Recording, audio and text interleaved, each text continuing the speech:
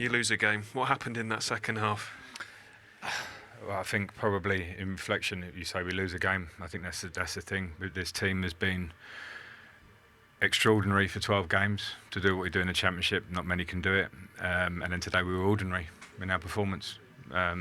Levels dropped a bit. We've had a challenging week because we've lost 3 out of the back 4. Part of our strength is trying to remain consistent, particularly at the back end of the pitch. But that's not pointing at the players that came on in those areas necessarily. That's looking at us as a whole and saying we were not quite at it today, and that's what football and this league does to you. Do you think that did have an impact then, the fact that you had to make 3 changes in defence tonight? Everyone else can talk about that. Listen, it's not that. Defender players, you're coming into games, it's a difficult game. So I think I just said that. I'm not pinpointing on that, but changes when you've had consistency is a normal thing. Everyone knows that, but it's a team thing, and it's a difficult match. I knew that before with the way that they play and the atmosphere and the environment here. And again, if you're not, I smell it at half time. It wasn't just we were 1-0 up, but I could smell it myself.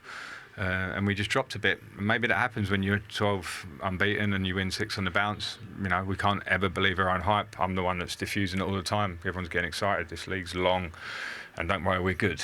We're good. But this is what happens to normal teams, and we haven't been that. So we better show again in our next games what we really are again. And it wasn't a lack of effort. It wasn't a terrible performance. It just wasn't what we've been, and this can happen in football. What could the players have done better to contain Wrexham's second half? Because you said that you felt it coming. That's small things in a game. There's small things because if you look at how Tatsu played on the right wing, Sakamoto was incredible. If everybody's at that edge, then I think it feels different. I'm talking about balls that bounce away from people, little balls that drop down that normally we're securing and holding and winning the competitive moments. If you don't do those against a team that are built on the competitive moments, then the game can drift away from you. So, yeah.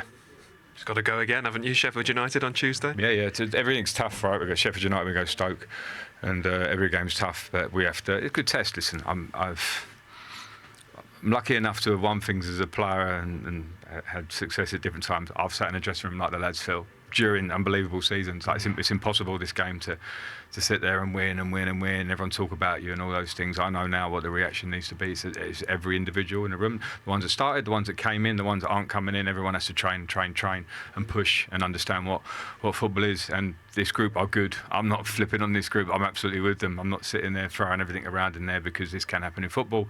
But we have to understand it. And if individuals are a bit below par, don't be below par in the next one. Thank you, Frank. Thank you. Cheers.